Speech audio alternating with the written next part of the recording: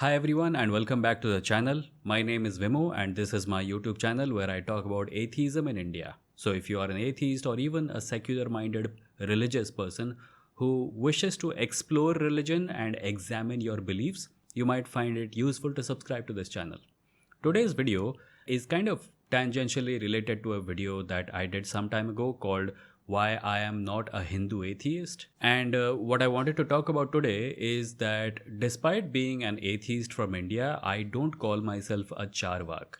I wanted to explain why that is, and I think it is an important distinction. The difference between the phrase Indian atheist and the phrase Charvak is important, and I wanted to clarify why I choose one over the other. To quickly remind you, the Charvak were a school of philosophy, a school of materialist philosophy that existed in India around 600 BC. And they were known for advocating atheism and materialism and a rejection of superstition and supernatural claims with respect to the human condition in the universe. A lot of their literature has been lost to time, and today the definitions that we have of them are quite bare bones, but that still doesn't prevent a lot of Indian atheists from Hindu backgrounds from calling themselves Charvak.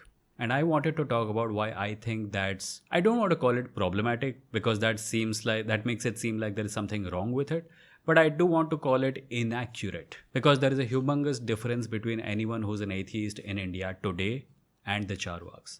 So this video is going to be about that difference. Before I begin, I want to talk about a concept called the milieu. It is the social and intellectual environment that surrounds us. It has to do with location, yes, like you and I both belong to India, but it also has to do with the times that we live in. Do we live in the same time? Is the politics of today something that affects you and I both at the same time in the same way? When we look at the news, do we see the same things? Do we get angry about the same issues? When we write to our local MP or MLA, do we raise the same issues? The people who we live around, do they know what we know about the universe? Because it's important to realize that the Charvak philosophy was a product of its own time. It was a reaction to the social and scientific conditions of that time. So anyone who was an atheist in 600 BC in India was still fueled by very different cultural forces than an Indian atheist of today is. Now, I can almost imagine some of you asking, why does politics matter? Why does social conditions matter? Atheism is just atheism. It's a lack of belief in God. And to that, I can only say that if you don't think atheism is political or politically motivated or political in nature, then I probably should make a separate video about why atheism is political. Because come to think about it, you know about that superstition, right? Where the cat crosses the road, you will not cross the road because it's unlucky or something. Do you see a lot of people around you organizing themselves into anti-cat superstition people? No, right? But we do see a lot of people organizing themselves into atheist movement, ex-Muslim movements, ex-Hindu movements, or anything of that nature. Why? It's because religion is influential. It seeps into politics. It seeps into educational institutions. It seeps into everything. And because of that influence, atheists have to mount a formidable response to it. That response, which is coming as a result of political influence, is also political. That is why when we talk about atheism, we cannot remove it from the context of contemporary politics. To be honest, it doesn't take much work to reject the idea of God or the supernatural. One does not have to know everything about modern cosmology in order to say that some of the ideas presented to us by religions are frankly ludicrous and deserve not even a second thought. And that's what the Charvaks did. It seemed possible for them to reject religion without understanding much about the universe. But the fact remains that today we understand a lot more about the universe than they ever did. Our contemporary understanding of reality extends from an understanding of evolution by natural selection to an understanding of the Big Bang and how the universe came into being, to modern technology that enables communication across the planet in the fraction of a second. We live in a very, very different world than the Charvaks did. Our resistance to religion is much more powerful, at least on the intellectual level, than the Charvaks was. Identifying as a Charvak does not really capture the essence of the nature of my resistance to religion and God and supernatural practices. Because I, as an Indian atheist living in the 21st century, have much more in my arsenal than the Charvaks did. The Charvaks may have shared my lack of belief in God or gods, but they did not have to contend with the complications of living in a modern democracy.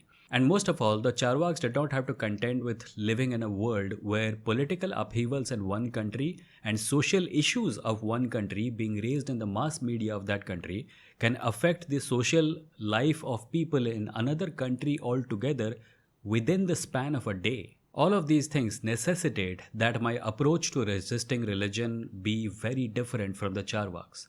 It is not sufficient for me to say that God does not exist. It is also important for me to know the arguments that are being presented by representatives of at least four major religions all across the world and how to counter them. Imagine me, an Indian living in the year 2023, and another person who hails from this very land but he lived 1000 years ago or 2000 years ago or 3000 years ago.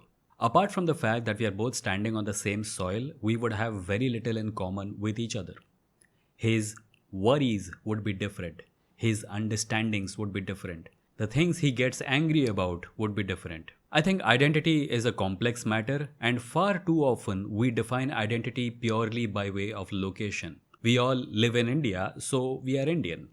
But we need to pay at least some attention to the times we live in, because a time and location together create the milieu. And the milieu of the Indian atheist is very different from the milieu of the Charvak.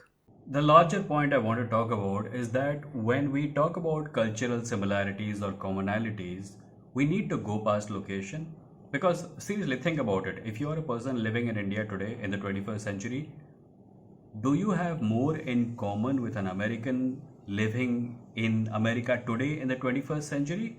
Or do you have more in common with someone living in India 3000 years ago?